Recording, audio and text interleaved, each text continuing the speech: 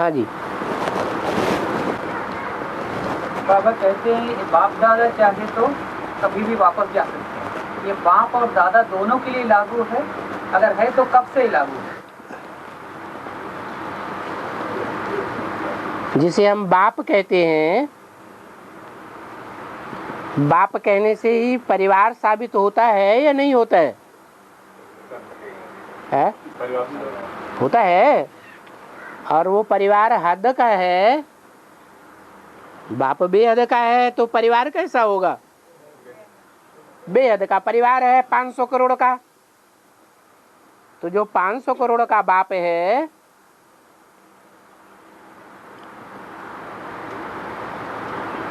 सब 500 करोड़ के बाप का कोई बड़ा बच्चा होगा कि नहीं? पहला पत्ता पहलौटी का है, होगा। बहुत प्यार कौन से बच्चे पर होता है? बड़े बच्चे पर जास्ती प्यार होता है, क्योंकि लंबे समय की प्योरिटी की पैदाइश होती है। तो कौन है? कृष्ण बच्चा जो सृष्टि का पहला पत्ता है, वो पहलौटी का बच्चा है, भगवान बाप के प्रैक्टिकल स्वरूप का। जो पहला बच्चा है, बड़ा भाई है सृष्टि रूपी परिवार का, वो बड़ा भाई बाप समान होता है या नहीं होता है? बनेगा। धन्यवाद। होता है, मान्यता है ना, ये मान्यता है कि बड़ा भाई बाप समान होता है। बाप नहीं होता है, क्या होता है? बाप समान होता है। तो जो बाप समान है उसका कोई कारण होगा। बाप को उस बच्चे के ऊपर कोई नाज होगा या नहीं होगा? है, बड़ा नाज होता है। क्या नाज होता है? कि ये मेरा बच्चा जितना सृष्टि रूपी परिवार की अच्छी पालना करेगा, उतना और कोई बच्चा कर सकता है? नहीं कर सकेगा। जितना मेरा ये अच्छा बच्चा बनेगा सहयोगी, उतना सहयोगी कोई भी बच्चा नहीं बनेगा। उस बच्चे का नाम क्या है?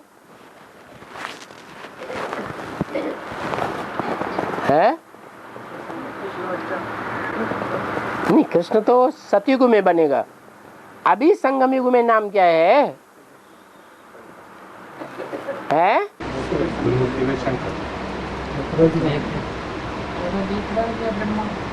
षष्टि रूपी मनुष्य, षष्टि रूपी रंगमंच बाप और बच्चे की बात हो रही है। मनुष्य षष्टि रूपी रंगमंच का बाप कौन और मनुष्य षष्टि रूपी रंगमंच का बड़े से बड़ा बच्चा कौन? हाँ, तो ये एंडरसन्स कंपनी है। कंपनी खोलते हैं ना, बाप का नाम देते हैं और एंडरसन्स। तो उन बच्चों में बड़ा बच्चा है जिसके ऊपर बाप की आस लगी हुई है।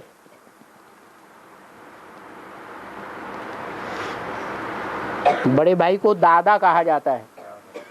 क्या कहते हैं? दादा। तो दादा होगा तो दादागिरी दिखाएगा या नहीं दिखाएगा कभी?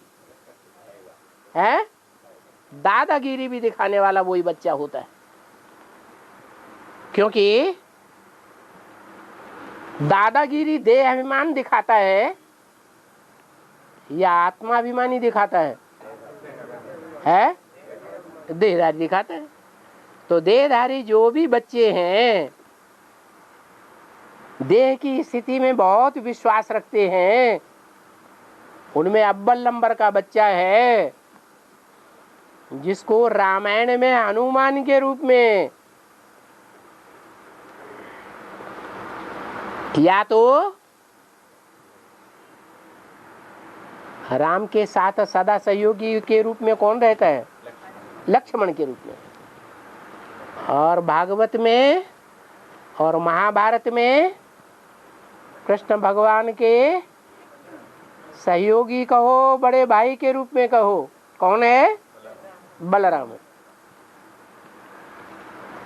चलो रामकृष्ण को छोड़ दो, रामकृष्ण किसका अवतार माने जाते हैं?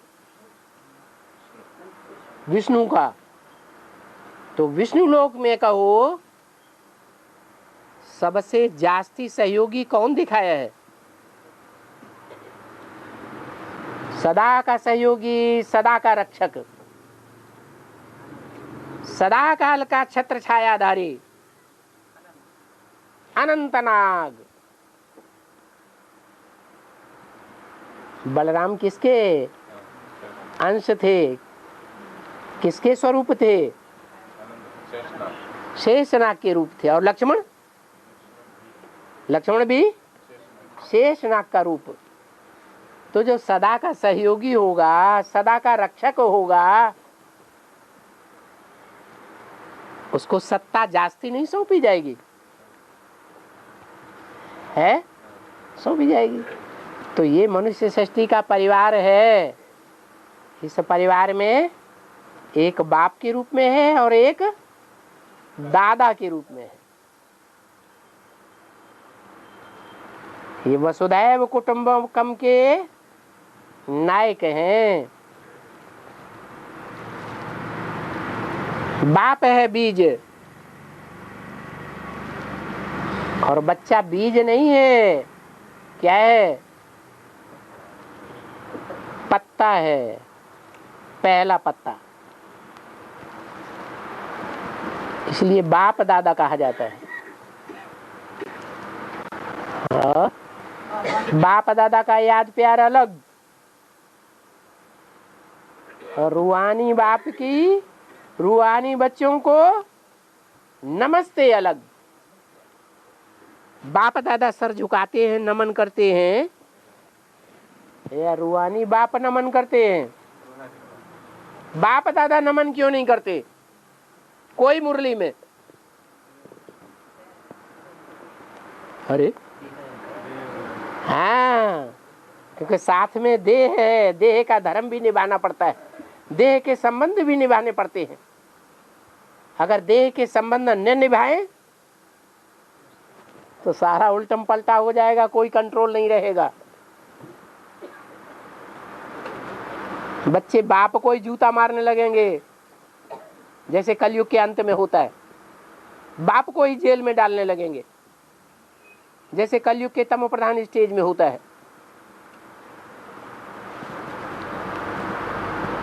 इसलिए बाप दादा शब्द जो है वो आत्माभिमान और देह अभिमान का कॉम्बिनेशन होने के कारण है। और रूहानी बाप रूहों का बाप है, वहां देह का नाम निशान नहीं।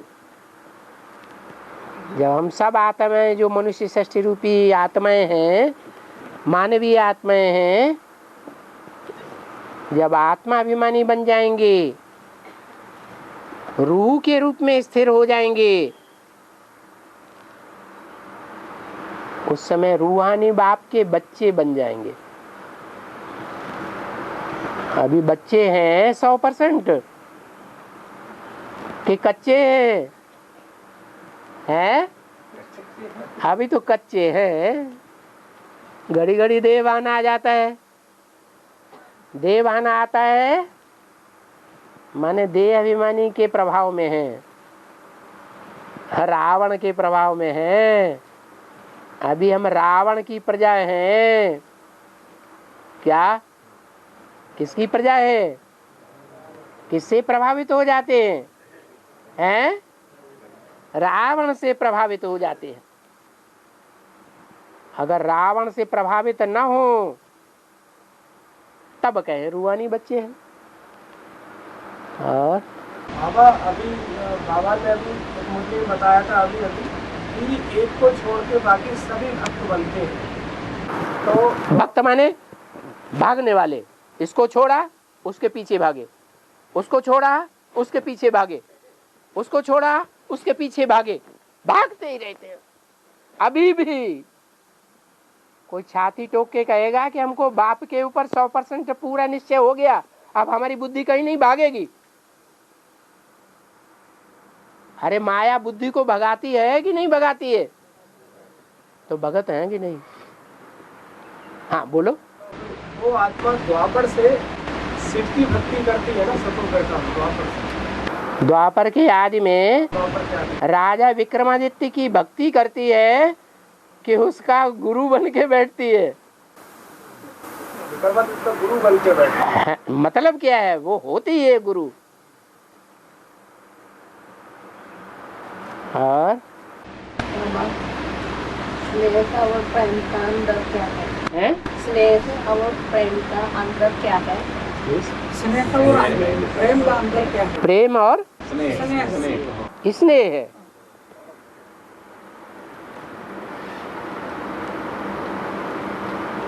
स्नेह भी हिंदी का शब्द है,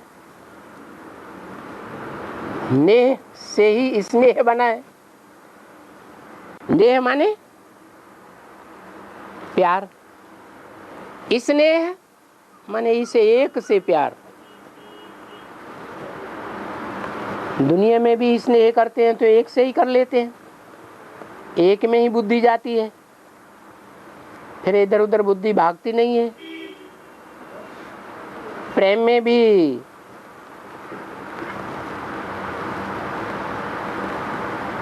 प्र माने प्रकृष्ट रूप, एम माने एम ऑब्जेक्ट। मनुष्य मात्र का मानवीय जीवन में एम ऑब्जेक्ट क्या है? गीता में तो बता दिया,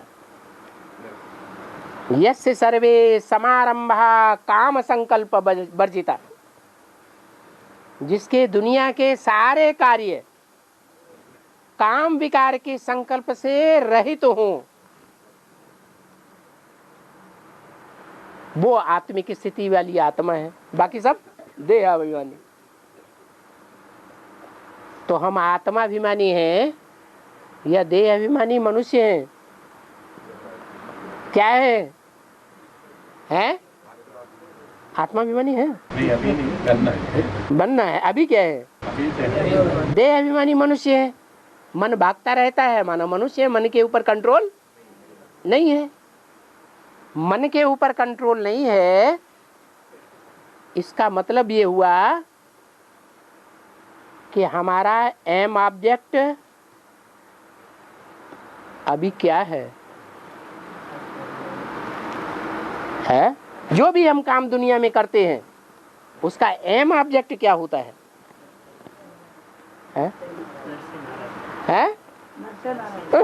हम दुनिया की बात कर रहे हैं यहाँ तो। अभी भी तो नर से नारायण बनने का एम ऑब्जेक्ट बुद्धि में रहता है 24 घंटे।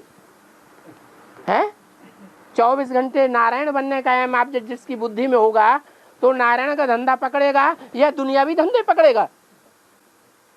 अरे कौन सा धंधा पकड़ेगा? नारायण का धंधा पकड़ेगा। जैसे वकील बनना है, पक्का कर लिया हमें वकील बनना है, बैरिस्टर बनना है, तो एम ऑब्जेक्ट वकालत का, बैरिस्टर का या बड़े से बड़ा जज, सुप्रीम कोर्ट का जज बनने का जिसने फैसला कर लिया है, वो कौन सा धंधा करेगा? तो हमारे जीवन में जो भी लक्ष्य है, जो भी कर्म है हो रहे हैं, हम जो भी कर्म करते हैं उन कर्मों का हमारा लक्ष्य क्या है? अरे एम ऑब्जेक्ट कुछ है या नहीं है? क्या एम ऑब्जेक्ट है? प्राप्ति हो जाए, पैसा मिल जाए काम हो दुनिया में। पैसे का एम ऑब्जेक्ट क्या है?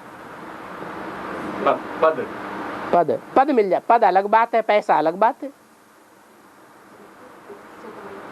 है? सुख मिल जाए, और सुख भी कौन सा सुख मिल जाए? कानों का अच्छा सुख मिल जाए, बढ़िया बढ़िया गीत मिले सुनने के लिए। आंखों का अच्छा सुख मिल जाए, सुंदर सुंदर चेहरे हमारे कंट्रोल में हो, जैसे चलाएं, जैसे नचाएं वैसे नाचें। आंखों का सुख चाहिए, नाक का सुख चाहिए, रूहे गुलाब सूंघने को मिले, हर समय वही खुशबू आती रहे। कौन सी इंद्रिय का सुख चाहिए? कौन सी इंद्रिय के लिए माथा मारी कर रहे हैं जिंदगी में? गीता में तो बता दिया, लेकिन कोई ध्यान ही नहीं देता है गीता के उस श्लोक पे। गीता ने बता दिया, सच्ची बात बताई है गीता ने, झूठी नहीं बताई। क्या? यस्य सर्वे समारंभा काम संकल्प वर्जिता, जिसके दुनिया के सारे कार्य काम विकार के संकल्प से रहित हो, वो ही संपन्न स्टेज वाली आत्मा है आत्म की स्थिति में। बाकी सब देह अभिमानी है। तो क्या हमारे जीवन का लक्ष्य है? प्रैक्टिकल में अभी क्या दिखाई देता है? हैं? ये हमारा लक्ष्य है। समारंभा। हाँ, समारंभा माने कार्य। हाँ, आरंभ माने जो भी काम आरंभ करें, शुरू करें। समारंभ माने संपूर्ण आरंभ। वो कार्य करने के लिए हम सारा मन बुद्धि तन मन धन की ताकत लगा दें, वो कार्य। उसका लक्ष्य क्या है? जो भी कार्य कर रहे हैं उनका लक्ष्य तो कुछ होता है। एम ऑब्जेक्ट होता है या नहीं होता है? होता है। क्या है एम ऑब्जेक्ट? है? वो तो 78 साल हो गए, वो 78 साल में वही एम ऑब्जेक्ट चल रहा है, या 24 घंटे कुछ और चलता है? एम ऑब्जेक्ट थोड़े समय की बात कर रहे हैं। एम ऑब्जेक्ट क्या है प्रैक्टिकल में? अभी 24 घंटे पवित्र रहते हैं। तो प्रैक्टिकल में अभी क्या है? जो भी हम कार्य कर रहे हैं, लौकिक दुनिया के कार्यों में लगे हुए हैं या नहीं लगे हुए हैं? तो जो भी कार्यों में लगे हुए हैं, हाँ, उन सकाम कर्म, हाँ, इंद्रियों, कौन सी इंद्रिय के सुख के लिए कर रहे हैं? खोल के बोलो ना। हाँ बताओ। अरे ये इतनी माथा कूट कर रहे हैं, माथा मारी कर रहे हैं, किस लिए कर रहे हैं? हैं? काय के लिए? शांति। अच्छा,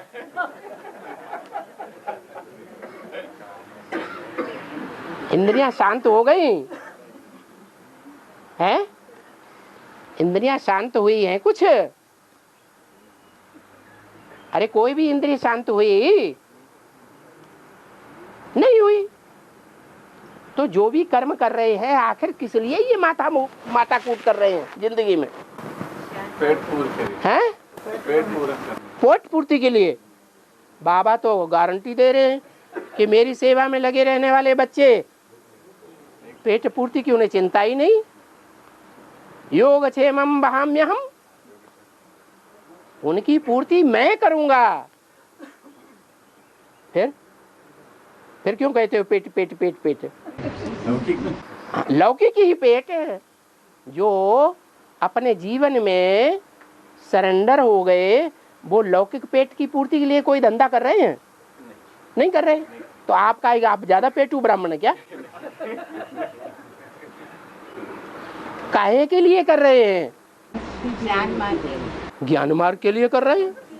कौन से ज्ञानी बड़े भारी बन गए हैं? अरे ज्ञान का अर्थ है जानना, और जिसको जानकारी हो गई, तो किसकी जानकारी? भगवान की जानकारी। जिसको भगवान की जानकारी हो गई, वो भगवान की गोद में हर समय रहना चाहेगा कि दूसरों की गोद में जाएगा? तो जा रहे हैं कहाँ? हैं?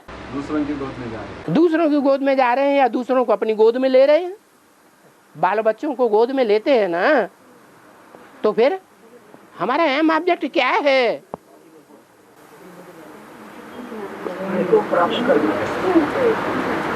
प्रश्न किसने किया था? हैं? प्रेम, प्र माने प्रकृष्ट रूप और एम माने एम ऑब्जेक्ट। हमारा प्रकृष्ट रूप का सबसे बड़े से बड़ा एम ऑब्जेक्ट क्या है जिंदगी में, प्रैक्टिकल में, अभी जिंदगी में है? बाप से वर्षा लेना। 24 घंटे लगे रहते हैं, फिर क्यों चिल्ला रहे हैं कि हम बाप से वर्षा लेने में लगे रहे? हम तो कह रहे हैं प्रैक्टिकल जीवन में क्या आपका एम ऑब्जेक्ट है, हमारा एम ऑब्जेक्ट है। घर संभाल करना है, घर को संभाल करना, घर संभाल करना, ये हमारा एम ऑब्जेक्ट है। घर किस लिए संभाल कर रहे हैं? प्रेम और स्नेह मिले है, प्रेम और स्नेह। हाँ, प्रकृष्ट रूप का जो एम ऑब्जेक्ट है वो आपका क्या है? हैं?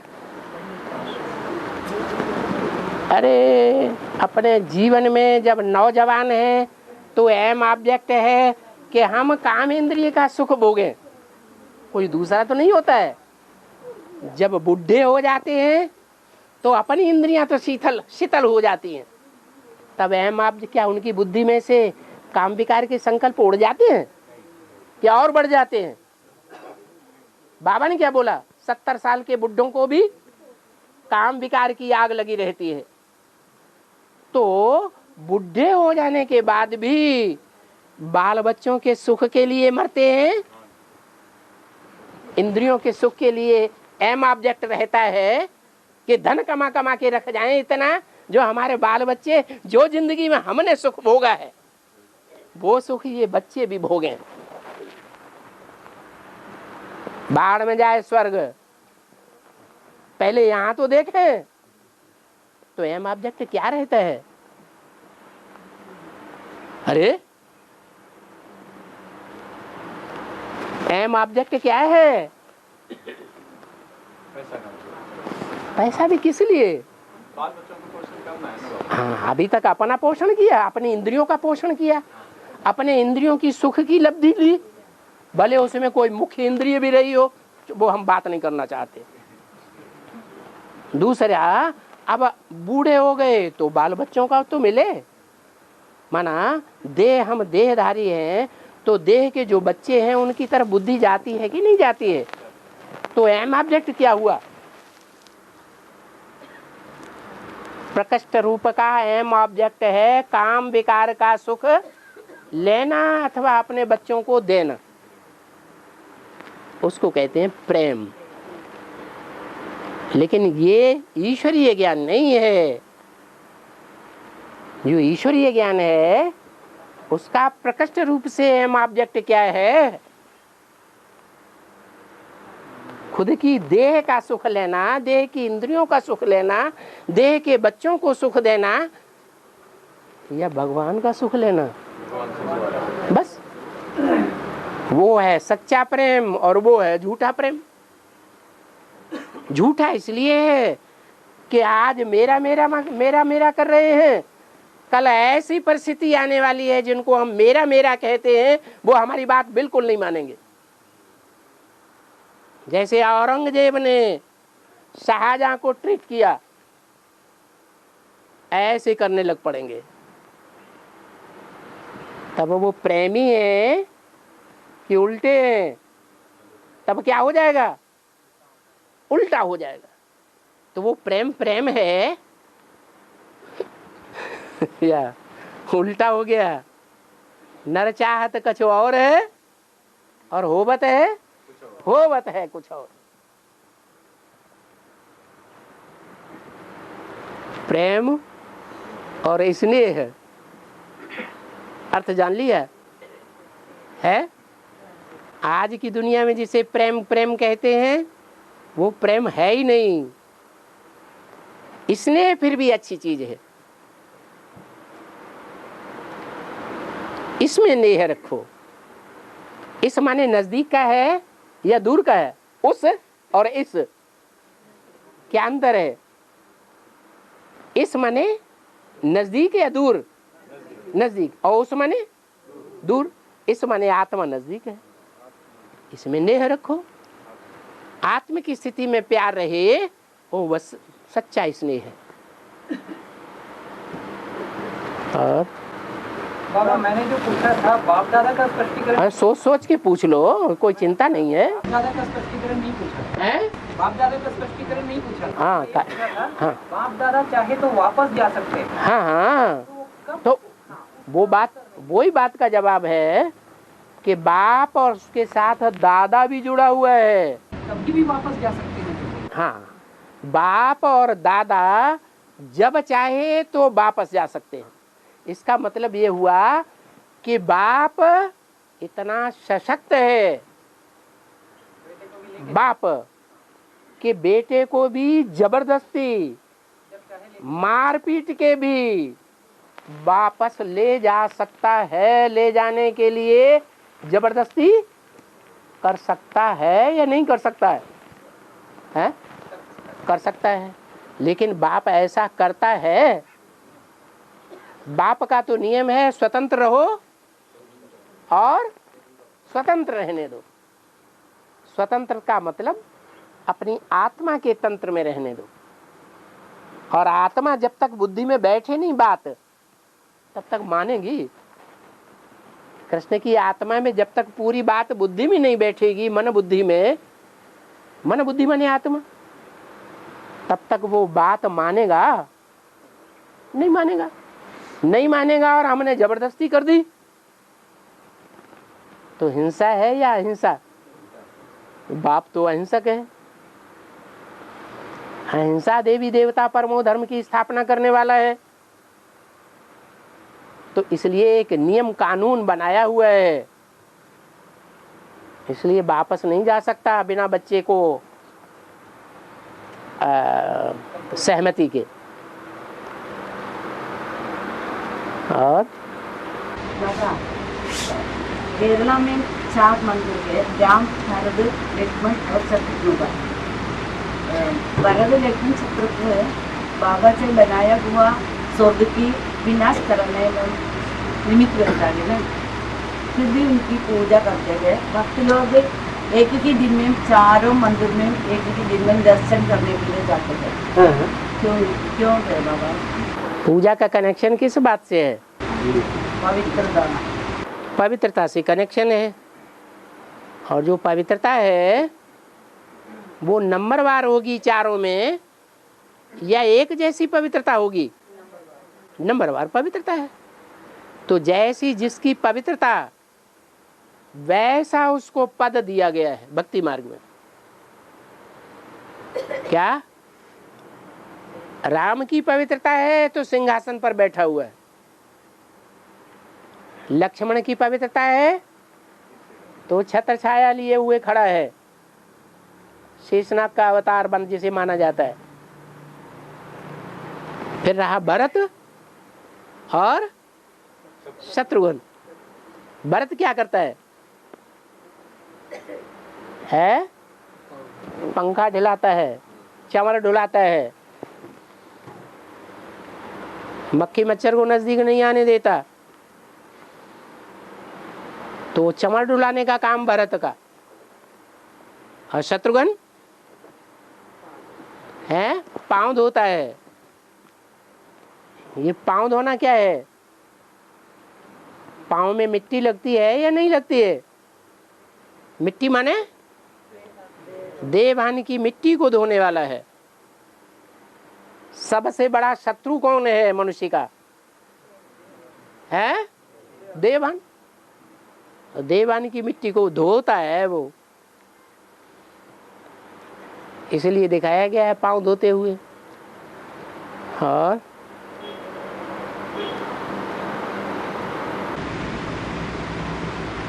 भीष्म पितामह ब्रह्मचर्य का पालन करने वालों में श्रेष्ठ समझते हैं। वो इस्लाम धर्म के भी है ना। इस्लाम धर्म के पुजारी धर्म है ना। इस्लाम धर्म कहेंगे या देवी देवता सनातन धर्म का बीज कहेंगे? आपने तो उसे इस्लाम धर्म में कन्वर्ट कर दिया। जब इब्राहिम आता है तो इब्राहिम जिसमें प्रवेश करता है वो इस्लाम धर्म में कन्वर्ट होता है या उसके शरीर को जन्म देने वाला इस्लाम धर्म में कन्वर्ट होता है? नहीं समझ में आया? बुद्ध के रूप में समझ लो। बुद्ध का देह का नाम बचपन का था सिद्धार्थ। सिद्धार्थ में ऊपर से आने वाली बुद्ध की आत्मा ने प्रवेश किया, तो सिद्धार्थ या जो बुद्ध नाम पड़ा बाद में वो कन्वर्ट हुआ, या उसका बाप जो देह को जन्म देने वाला था वो कन्वर्ट हुआ? कौन कन्वर्ट हुआ? जन्म देने वाला कन्वर्ट हो गया है? सिद्धार्थ जो देहधारी था, जिस देह में बुद्ध ने प्रवेश किया, वो कन्वर्ट हुआ बौद्ध धर्म में। उसका बाप कन्वर्ट नहीं हुआ। तो आपने गलत समझ लिया। और वो नहीं है भीष्म पितामह। जो बीज है इस्लाम धर्म का, मूल बीज, वो ही भीष्म पितामह है। जिसमें प्रवेश करता है इब्राहिम, वो भीष्म पितामह नहीं है। और मैं अगर चाहूँ तो किसी की तकदीर बनाऊं और न चाहूँ तो ना भी बनाऊं, फिर बाबा ऐसे क्यों कहते हैं? मुट्ठी में है तकदीर तुम्हारी, है? मुट्ठी में है तुम्हारी तकदीर। हाँ, तुम्हारी तकदीर तुम्हारी मुट्ठी में है। मुट्ठी क्या है?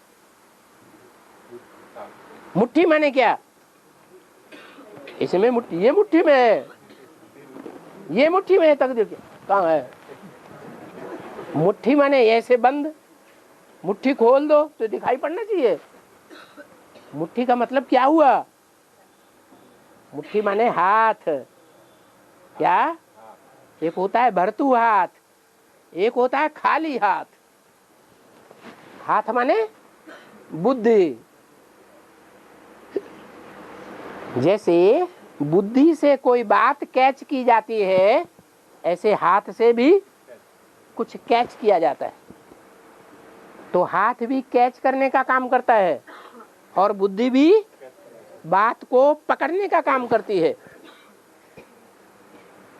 तो ये हाथ से मिसाल दी है।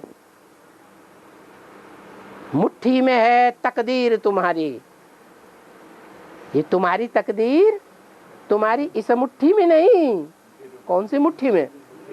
बुद्धि रूपी जो हथेली है, उसमें तुम्हारी तकदीर है।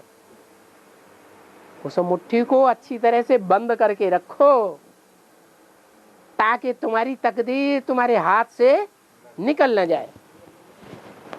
अब तकदीर तो हमारी मुट्ठी में है।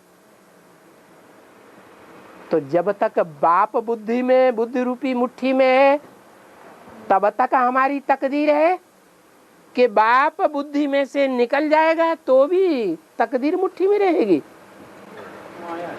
है? माया आ जाएगी। फिर तो दो बातें कही बाबा ने या एक ही बात कही? नहीं समझ में आया? अरे किसने पूछा था? एक बार हाथ उठाओ। है? हाँ हाँ हाँ, आया समझ में? मुट्ठी में है तकदीर तुम्हारी। तुम्हारे बुद्धि रूपी हाथ की जो मुट्ठी है, उसमें तुम्हारी तकदीर है। उस मुट्ठी को बांध के रखना। बांध के रखना माने है जो बाप की याद उसमें समाई हुई है, उस बाप की याद को निकलने नहीं देना। अगर निकल गई तो तुम्हारी तकदीर भी मुट्ठी में से खिसक जाएगी। तो बाबा ने दो बातें कही या एक ही बात कही? एक ही बात कही। बाबा ये ब्रॉड में जो है, जैसे जिसमें प्रवेश करते हैं, बुद्ध सिद्धार्थ में बुद्ध प्रवेश करते हैं और उनका पिता, जन्म देने वाला पिता दुर्योधन है, फिर बिंदुसार है। इनका जो शूटिंग पीरियड में जो होता है अष्टदेव अष्टरत्न, वो लिंक क्या है? शूटिंग पीरियड में जैसे अष्टदेव है, अष्टरत्न है, और वो ब्रॉड में धर्म पिता है, प्रवेश होता है सिद्धार्थ में। पुराने जमाने में बाप के ग्रैंडफादर के सामने ही बच्चे की मृत्यु हो जाती थी कि बाप का बाप बाबा पर बाबा तरदादा भी जीवित रहते थे। यही बात है, ये सात्विक स्टेज की बात है। सिद्धार्थ का जो बाप है उसके ऊपर भी कोई बाप बैठा हुआ होता था जो उस पर पूरा कंट्रोल करता था। उसकी लाज रखनी होती थी उसे, तो वो कन्वर्ट नहीं होने देता था। कि वो कन्वर्ट नहीं होता है, मैं ये पूछ रहा हूँ कि शूटिंग पीरियड में हाँ, शूटिंग पीरियड में भी नहीं। जो अष्टदेव है, जो अष्टदेव हैं वो पूर्वज हैं। हाँ, और अष्टरत्न, अष्टदेव हैं वो पूर्वज। पूर्व माने पहले, ज माने जन्म लेने वाले। अभी ये बिंदुसार अष्टदेव में आएंगे बिंदुसार का भी कोई होगा कि नहीं? तो प्रजापिता होगा। बिंदुसार माने बौद्ध धर्म का जो सार है। हाँ, बौद्ध धर्म का जो सार है, हाँ जी, जो बौद्ध धर्म का सार है वो पूर्वज हुआ कि नहीं? हाँ, पूर्वज हुआ। उसको भी जन्म देने वाला कोई होगा कि नहीं? वो तो प्रजापिता होगा। हाँ, प्रजापिता तो बस सबसे ऊपर है, उसकी तो बात ही नहीं है। वो तो 500 करोड़ का बाप है।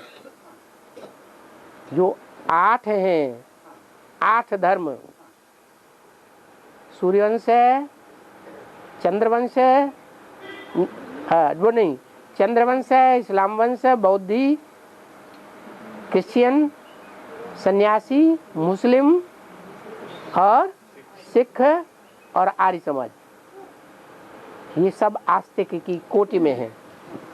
आर्य समाज अर्धनास्तिक है, आधा आस्तिक भी है।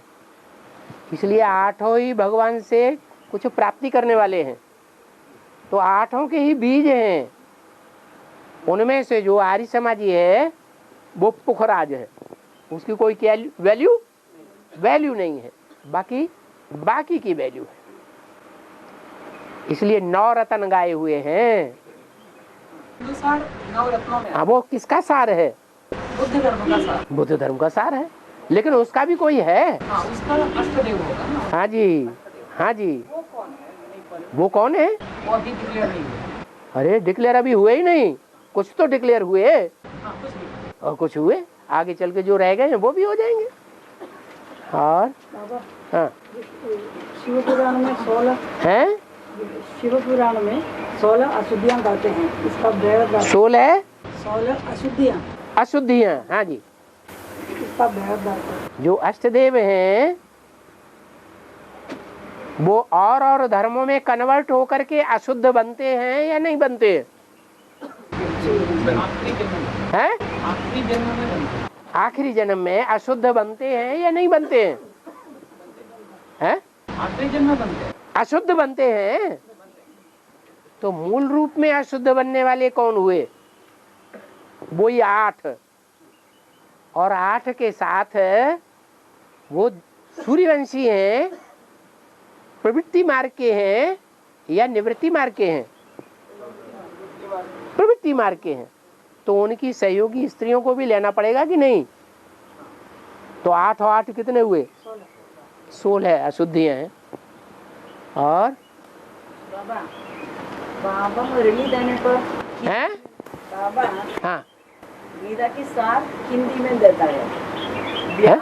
जब हिंदी में मुरली देता है, फिर व्यास ने गीता लिखता है, जब लिखता है तब संस्कृत में लिखता है। संस्कृत में लिखा। हाँ, क्यों बाबा? क्यों बाबा? ऐसा क्यों हुआ कि व्यास ने संस्कृत में लिखा और बाबा ने हिंदी में बोला? अब सवाल ये है कि व्यास की आत्मा और जो अभी गीता ज्ञान सुना रही है वो आत्मा अलग अलग आत्माएं हैं या एक ही है? एक ही है, एक ही है। गीता कौन सुनाता है? उसका नाम क्या है? बाप तो 2 हैं बेहद के। अब कौन से बाप की आप बात कर रहे हैं? जो गीता सुनाते हैं वो कौन सा बाप है? आत्माओं का बाप नाम है कि नहीं कोई? शिव है। और जो द्वापर के आदि में गीता लिखते हैं वो आत्मा शिव बाप है या उससे अलग है? हैं? तो अलग ही काम करेगी ना। और बाबा, हाँ बाहर दुनिया में जो है? अच्छे पढ़ाई पढ़ते हैं उनको विदेशी भेजा जाता है, तो यहाँ विदेशी माना दक्षिण भारत है या फॉरेन कंट्रीज है? हमारी ब्राह्मणों की दुनिया में सबसे अच्छे से अच्छी पढ़ाई पढ़ने वाले कितने हैं? 8 हैं। जो 8 हैं वो लास्ट में जब आखिरी जन्म में पहुंच करके और धर्मों में कन्वर्ट होते हैं तो बाप का नाम सबसे जास्ती बदनाम करने वाले साबित होते हैं या थोड़ा नाम बदनाम करने वाले साबित होंगे? है? हाँ, लास्ट में धोखा दे गए। जबकि जानमारी करने का टाइम आया तो क्या कर दिया? धोखा दे दिया। मेरे बच्चे जितनी मेरी ग्लानि करते हैं उतने और कोई नहीं करते। मेरे बच्चे ही मेरी सबसे जास्ती ग्लानि करते हैं। अच्छी पढ़ाई अब सुन तो लो, धीरज धर मनुआ, धीरज धर। तो वो 8 जो लास्ट में जाके सबसे जास्ती ग्लानि करने के निमित्त बनते हैं, लोगों को ये होता अरे वो भी कन्वर्ट हो गए, जरूर भगवान भगवान वो कुछ नहीं है। क्या सच्ची बात है? जो 8 हैं मुखिया थे, आज से अंत तक साथी थे, वो भी उन्होंने भी भगवान को छोड़ दिया। तो भगवान है होगा या नहीं होगा? है? नहीं होगा। तो वो सबसे जास्ती ग्लानि के निमित्त बन पड़े 8। अब आपकी बात समझ में नहीं आई अभी? क्या अच्छी पढ़ाई करो, है? अच्छी पढ़ाई करो। अच्छी पढ़ाई का मतलब ये हुआ कि उन्होंने 8 ने अच्छी पढ़ाई ही पढ़ी ना, तब तो 8 की लिस्ट में आए कि नहीं आए। लेकिन जो 8 हैं, यहाँ की परंपरा है ब्राह्मणों की दुनिया की और बाहर की दुनिया की भी परंपरा है। जो अच्छी पढ़ाई पढ़ते हैं वो कहाँ भेजे जाते हैं? कहाँ चले जाते हैं? विदेश में चले जाते हैं। और यहाँ भी क्या होता है? ब्राह्मणों की संगमी की दुनिया में लास्ट में तप कर राज कर नर का, तपस्या कर रहे हैं, उसका फल उनको मिलेगा, बड़े राजयोगी बनेंगे, दुनिया का बड़ा संचालन करने वाले सहयोगी बनेंगे, बाप के बड़े बड़े राजा बनेंगे कि नहीं? विश्व को कंट्रोल करने वाले जो भी धर्मखंड हैं अलग अलग है, उन धर्मखंडों को कंट्रोल करने वाले बनेंगे या नहीं बनेंगे? कैसे बनेंगे? उन धर्मखंडों में सेवा करने जाएंगे कि नहीं जाएंगे? हैं? जाना पड़ेगा। क्यों जाना पड़ा? बाप से दूर क्यों होना पड़ा?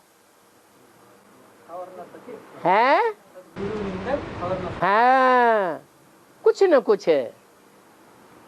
सदगुरु की निंदा के पात्र बनने लग पड़ते हैं।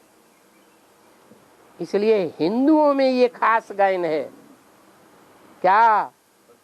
सदगुरु निंदक ठौर न पावे। इसलिए रामायण में लिख दिया है, सदगुरु निंदा करना तो दूर, सदगुरु निंदा सुनिए न काना। क्या? मुख से निंदा करना तो बहुत बड़ी बात हो गई। कोई सुना रहा हो अगर सदगुरु की निंदा, वो भी कान से नहीं सुननी चाहिए।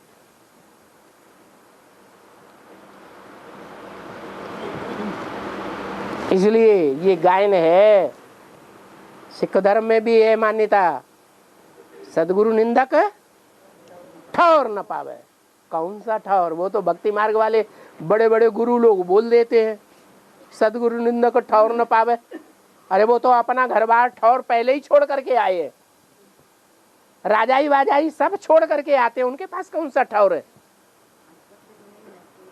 वो कौन सी विश्व की बादशाही दे देते हैं, कौन सी राजाई दे देते हैं? ये तो ईश्वर की बात है कि ईश्वर जब इस संसार में आता है तो मूल रूप में शूटिंग पीरियड में विश्व में जो अलग अलग धर्मखंड हैं उनकी राजाई देता है, उनकी कंट्रोलिंग पावर देता है। कंट्रोलिंग पावर उनके हाथ में सौंपता है, उनकी बुद्धि में बैठता है कि मैं बौद्ध धर्मखंड को कंट्रोल करने वाला हूं। तो अपनी स्वेच्छा से सेवा करने जाते हैं या बाप उन्हें नाक पकड़ करके भेजता है? स्वेच्छा से जाते हैं। लेकिन वहां जब जाते हैं पद तो मिल गया, क्या पदमान मर्तबा मिल जाता है, तो रिजल्ट क्या आता है? जब पद बन जाता है तो नशा पद का चढ़ता है या नहीं? पदमान मर्तबे का नशा भी चढ़ता है। क्या क्या खास बात होती है? ऊंचा पद नीचे गिराता है। अगर अभिमान आया तो जब ऊंचा पद मिलता है, अभिमान आता है तो नीची स्टेज होने लगती है, अपना अहंकार आ जाता है और उस अहंकार में आकर के बाप की ग्लानि के शब्द भी निकलने लग पड़ते हैं।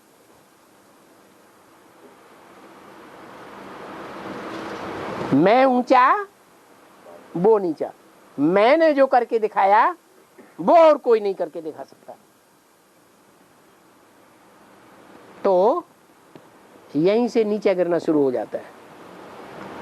फिर औरों की भी ग्लानि मिलती है और भी कहते हैं ये बात तो ऐसी है, ये बात तो वैसी। हाँ भाई यही बात ऐसी है, सुनना भी शुरू कर दिया।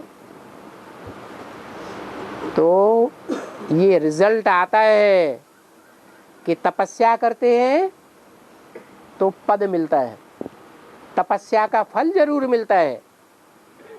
शास्त्रों में दिखाया है चाहे असुर ही क्यों न हो, आत्मिक स्थिति की जिन्होंने तपस्या की उनको तपस्या का फल देने के लिए भगवान को आना ही पड़ता है। तो भगवान तो फल देने में बंधा हुआ है, तपस्या का फल जरूर देता है।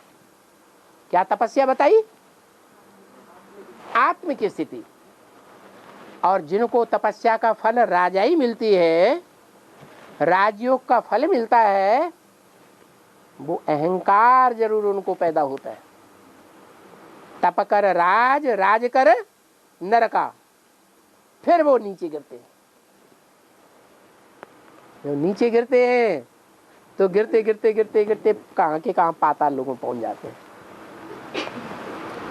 ये क्रम फिर चलता ही रहता है।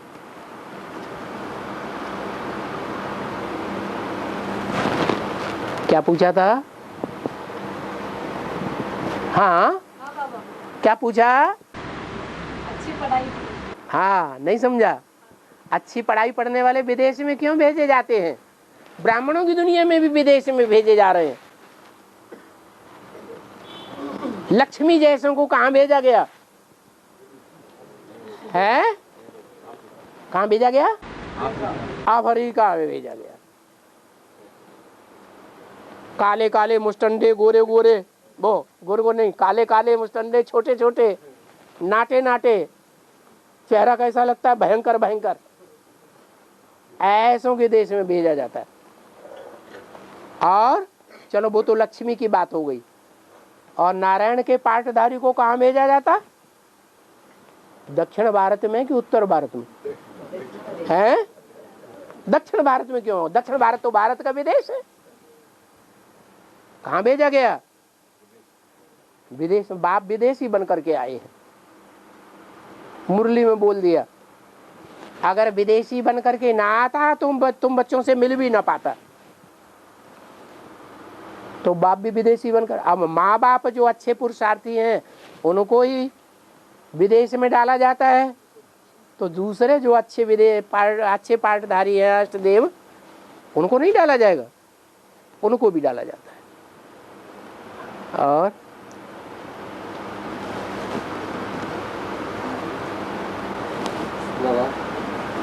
बाबा नेपाल में राजा हाँ, एक भाई पूछना शुरू कर दिया, थोड़ा सा रुको। हाँ, ये गीता का श्लोक किताब में लिखा है ना, जदा जदा ही धर्मस्व ग्लानिर भवति भारत। जो भारत शब्द है ना, तो ये भारत शब्द स्थान जो है इसको गलत बोलते हैं। एक पंडित जी बोला वो भाष्य तो है, ये सही है यार झूठ है, इसमें करेक्शन करो।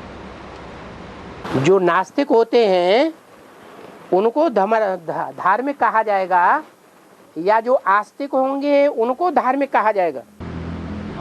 आस्तिक को धार्मिक, आस्तिक को धार्मिक कहा जाता है। और बाबा ने मुरली में बोला कि भारत है इस समय पूरा नास्तिक।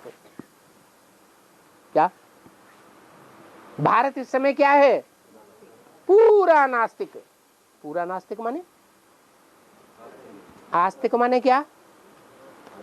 आस्तिक माने जिसकी किसी के ऊपर आस्था हो, विश्वास हो, किसी व्यक्ति के ऊपर निश्चय हो,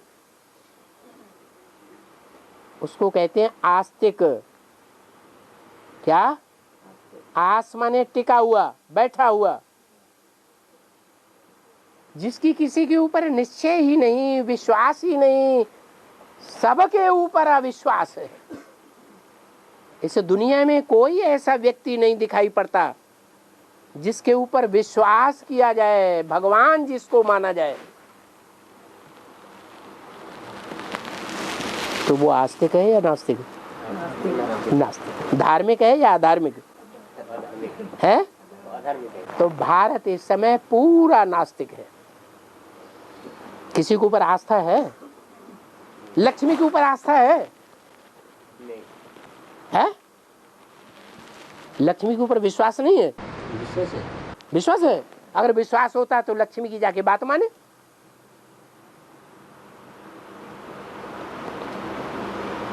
अरे लक्ष्मी क्या चाहती है? ब्रह्मा को सम्मान दे या न दे? भगवान की तरह माने या न माने? लक्ष्मी या जगदम्बा क्या चाहती है? ब्रह्मा को गीता का भगवान माने या न माने? माने। तो ऐसे माने वो तो हो ही नहीं सकता। तो किसी के ऊपर आस्था नहीं है, वो किसी की बात मानने वाला नहीं है। क्यों? क्योंकि अगर किसी देहधारी के ऊपर ऐसी आस्था बैठ जाए तो फिर वही सदगुरु हो गया। कौन है सदगुरु? साकार होता है या निराकार है? साकार होता है, भले उसमें निराकार प्रवेश है, वो तो आत्मा भी निराकार ही होती है। सदगुरु साकार होता है, और ऐसा साकार इस दुनिया में भारत को कोई भी नहीं दिखाई पड़ता जो सदगुरु की स्टेज में बैठाने लायक हो। इसलिए भारत इस समय पूरा नास्तिक है। झूठ वो क्या? लेकिन अपने पार्ट पे तो आस्था है ना, है तो अपने पार्ट पे हाँ, अपने पार्ट पर पूरा आस्था है। आपको सपना आता है? आपको साक्षात्कार हुआ? चैतन्य भारत को, हाँ, चैतन्य भारत को बाबा ने कहा 76 से भारत मतलब जो प्रजापिता की आत्मा है वो संपन्न हो गया, संपन्न हो गई। ऐसा ही है तो ब्रह्मा कुमारियां भी बोलती हैं, ब्रह्मा की आत्मा 18 जनवरी सन 69 को संपन्न हो गई। आप भी लगता है सूर्यवंशियों के भगत हैं। नहीं, मैंने वार्तालाप में सुना और क्या सुना आपने वार्तालाप में? उसने के लिए लिख के भी लाया हूँ। क्या? ये संपन्न जब कहा गया उसका मतलब क्या है? संपन्न का मतलब ज्ञान जो है वो तल्ले तक बुद्धि में बैठ गया मतलब निश्चय हो गया। कि बाप कौन है। हाँ बाप पे निश्चय हुआ। हाँ, बाप पे निश्चय, उस बाप पर निश्चय हुआ जिसने गीता ज्ञान दिया। गीता अमृत नहीं, गीता ज्ञानामृत अलग चीज और गीता ज्ञान अलग चीज। इसलिए मुरली में बोला अभी गीता ज्ञानामृत नहीं कहेंगे। कब की बात? जब ब्रह्मा बाबा थे उस समय तक, उनके जीते जीते तक गीता ज्ञान अमृत नहीं थी। क्या थी? गीता ज्ञान था। उसे गीता ज्ञान के ऊपर निश्चय है, अमृत के ऊपर निश्चय नहीं। जिससे अमृत पीकर क्या बनते हैं? अमर बन जाते हैं। तो क्या वो ज्ञान बुद्धि में आ गया जो 84 जन्म का ज्ञान पूरा दे देता है? अरे हैं? 84 जन्म का नहीं आया, तो फिर अधूरा है या पूरा है ज्ञान? अधूरा है, पर श्रेष्ठ इसका पद का निश्चय हो गया। अरे आपको कैसे मालूम कि हो गया है कि नहीं हो गया है?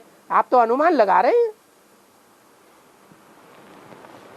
आप कोई ऐसा प्रूफ दीजिए जिसके आधार पर कहा जाए कि हाँ हो गया। अगर आप दृढ़ता पूर्वक कह रहे हैं कि हो गया और वो अमुक व्यक्ति आपकी नजरों के सामने आता है जो भगवान का साकार रूप सद्गुरु प्रसिद्ध है, होने वाला है, इसका मतलब आपको कभी संशय नहीं आने वाला है। और अभी भी आपको संशय नहीं आता है। आता है ना? तो पोल पट्टी खुल गई ना। आप मक्खनबाजी करने में होशियार हैं इसलिए बोल रहे हैं, सच्ची बात अपने अंदर की नहीं बोल रहे हैं। हाँ,